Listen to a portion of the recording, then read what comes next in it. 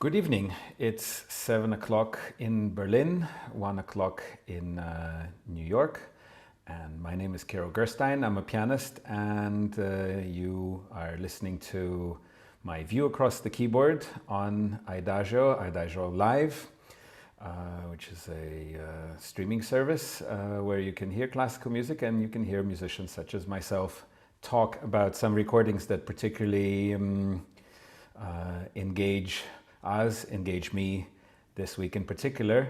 I would like to speak about a wonderful Russian Soviet pianist, one that lived during the Soviet time, Grigory Ginzburg, and one that some piano connoisseurs may know, but I think still deserves to be brought to your attention, to our attention, and to listen or re-listen, should you happen to know his recordings.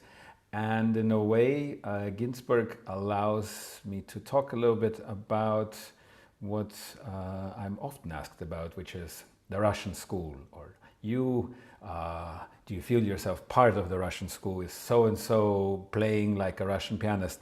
And I think Ginzburg, aside from being a great pianist, but he also represents the problematic distinctions that this idea of national schools bring in.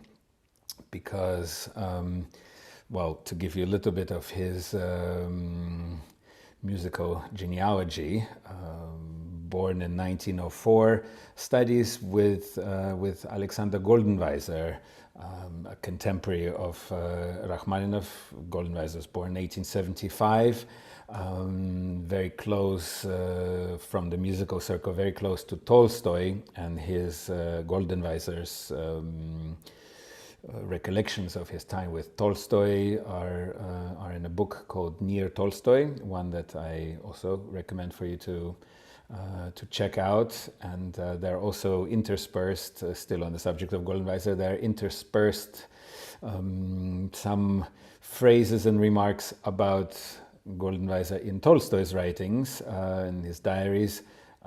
As happened more often than perhaps one wishes, Mr. Tolstoy is rather nasty also about Goldenweiser, but no worries, he's nasty about a lot of people in his remarks and comments. In any case, Goldenweiser is one of the two pillars of, maybe you could say, the Soviet piano family tree.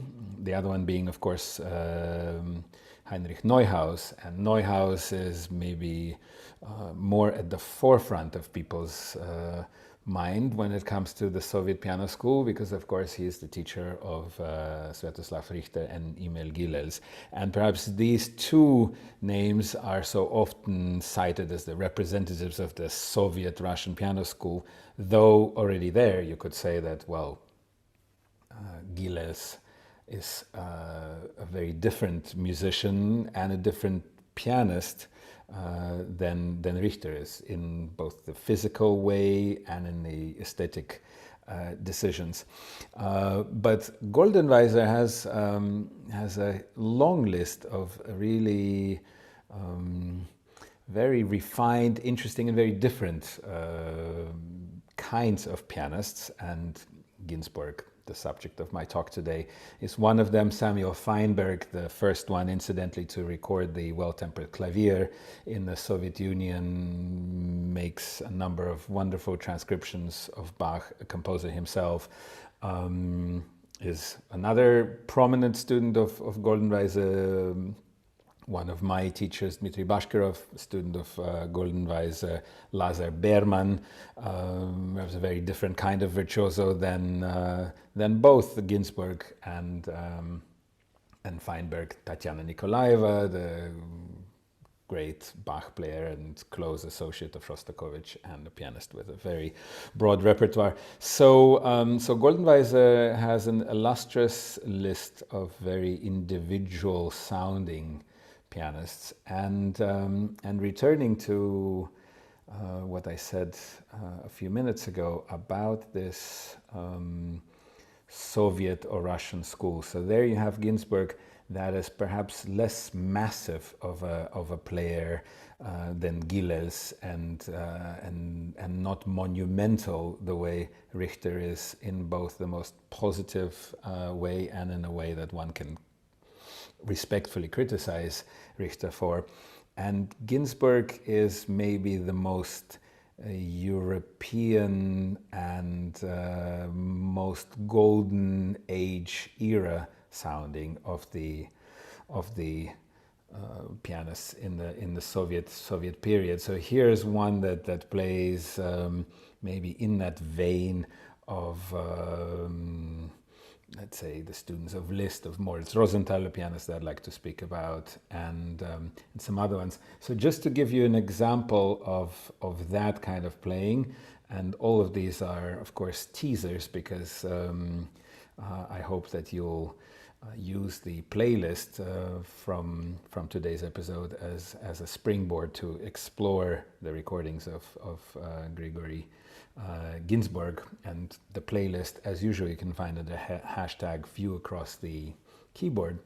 And so here is Ginsberg playing a little bit of Strauss's Frühlingsstimmen, obviously a waltz by Strauss, and this is transcribed for piano. So there we go with a little bit of that to give you a taste.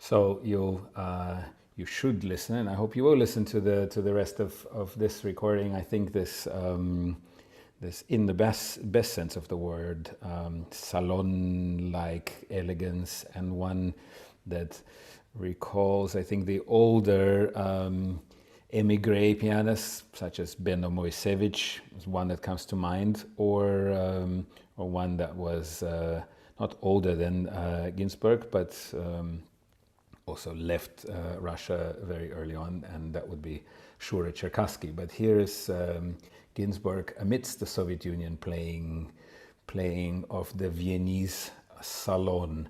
I started telling you about Ginsberg and connected him to Goldenweiser, and actually there's a recording of piano pieces by Rachmaninoff for two pianos and four hands that Ginsberg made with his teacher Goldenweiser. When Goldenweiser is already quite advanced in his age, it's interesting in some way, highlights the rather tragically short life of Ginsberg, because both Ginsberg and his teacher Goldenweiser passed away in 1961.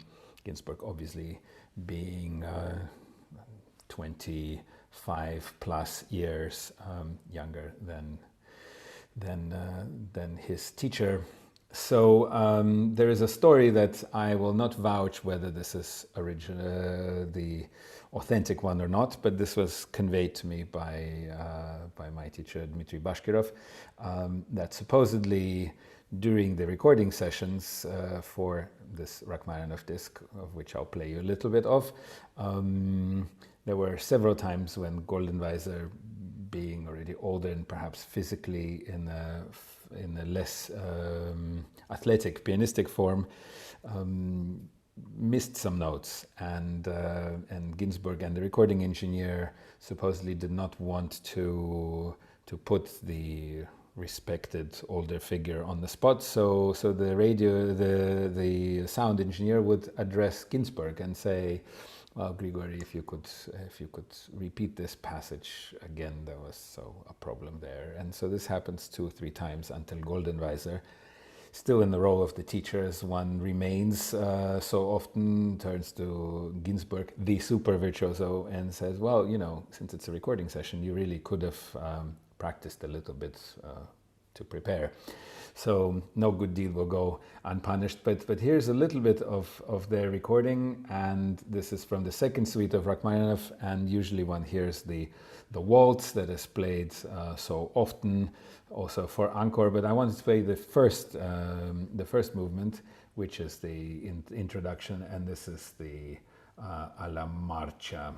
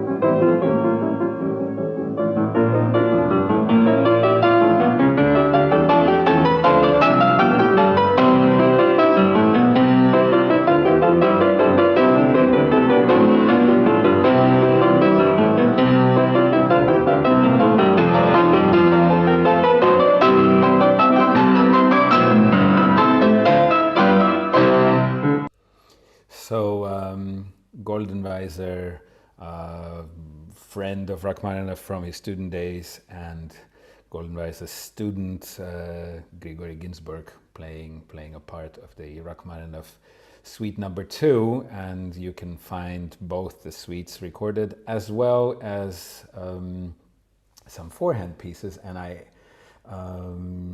would like to point those out to you. Also there on the same album there are forehand pieces, opus 11 I believe, by Rachmaninoff, that are very, very beautiful and often overlooked even in the much performed list of works of Rachmaninoff. But perhaps a picture is worth 1,000 words, and for the video I can just close my mouth. I wanted to show you a little bit of Ginsberg playing Liszt's La Campanella, and this is a video that you can find on YouTube, one of not that many videos unfortunately of Ginsberg, and I think it shows you the elegance and the charm of the person, and of course the wonderful, masterful playing of the man. So here is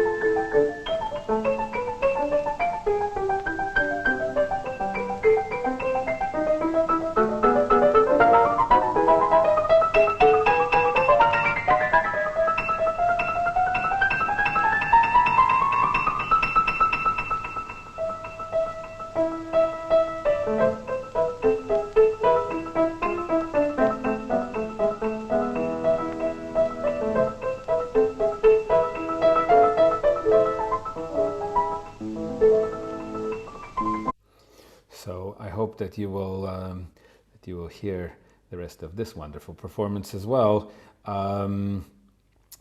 often it is it is said by people, well, thank God so and so is not a virtuoso, but it's maybe worthwhile to remember the roots of the word virtuoso, and that it comes from virtue, and in case of such a performance, I think it breathes musical virtue and intelligence, and the intelligence of musical planning and physical planning. So it's not a virtuosity by brute force, but virtuosity of the most refined kind. So one could say rather not that thank God he is not a virtuoso, but thank God he is more than a virtuoso, because this level of musical thinking and performance really goes beyond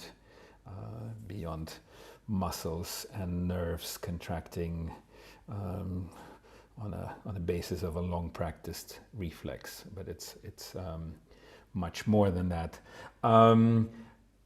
Just so one doesn't think that well, Ginsberg played all these virtuoso pieces of the 19th century, but was he a profound musician? And I say profound with some level of sarcasm.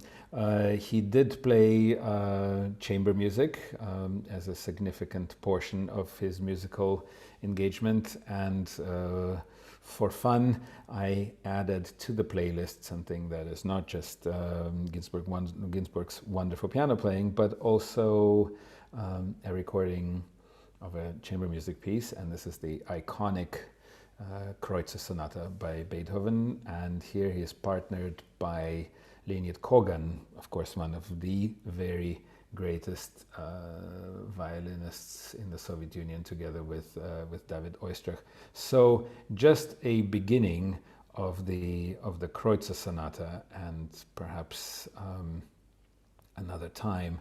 This is something that I'd like to speak more about, collaborations of great pianists with great violinists. In any case, here's a little bit the beginning of the Kreutzer Sonata with Leonid Kogan and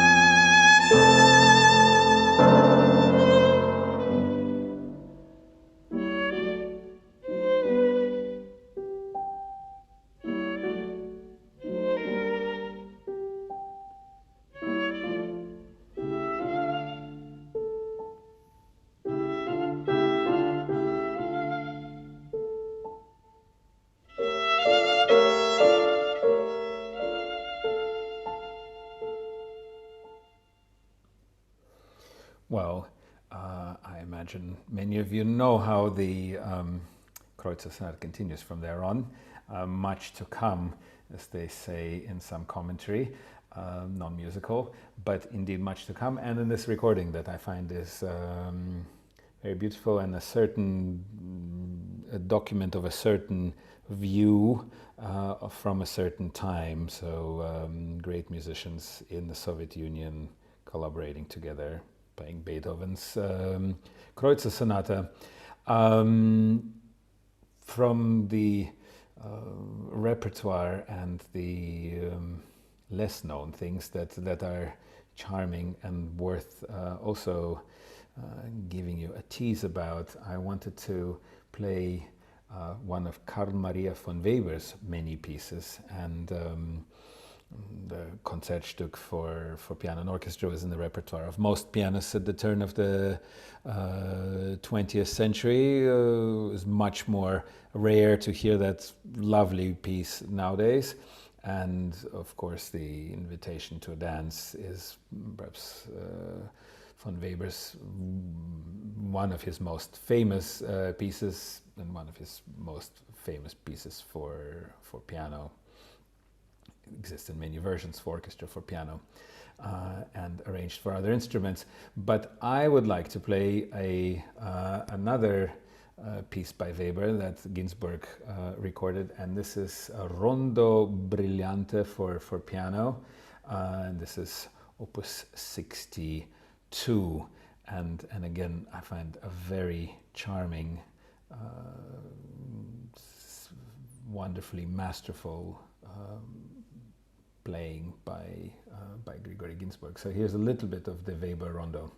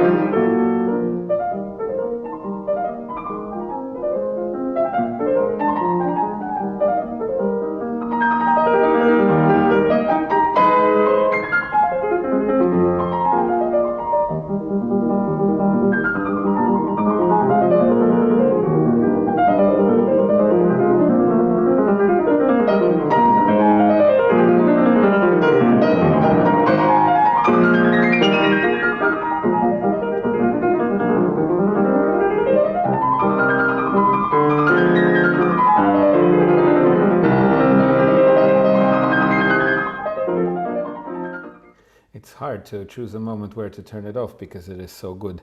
But I hope you'll listen to the rest of that. I hope you'll listen to all of Ginsberg's recordings that you can find on IDAGIO, and then you can explore further for a couple more videos on YouTube. But aside from the fact that I admire his art, I think hopefully this leaves you with some more doubt about what is the Russian school and what is the Soviet school. It's not a given that one would pass a listening test where one would have to name schools of instrumentalists, and also in particular the schools of Soviet and or Russian pianists. And this brings to mind a lovely statement that I read in an interview with the great Russian pianist, a great pianist, let's say, Grigory Sokolov, who was asked about this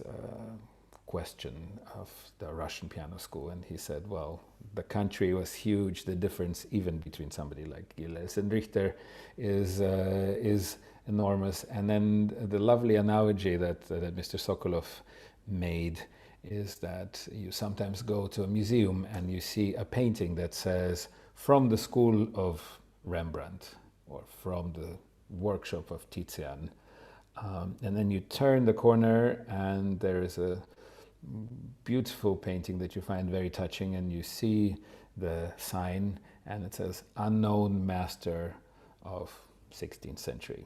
And Mr. Sokolov aptly remarks that he'd rather be an unknown master than belonging to a school. And I think Mr. Ginsberg is another of many illustrations of the fact that what matters is not the national affiliation, but creativity, mastery, and finally the human spirit that does indeed transcend, though must adapt to national borders.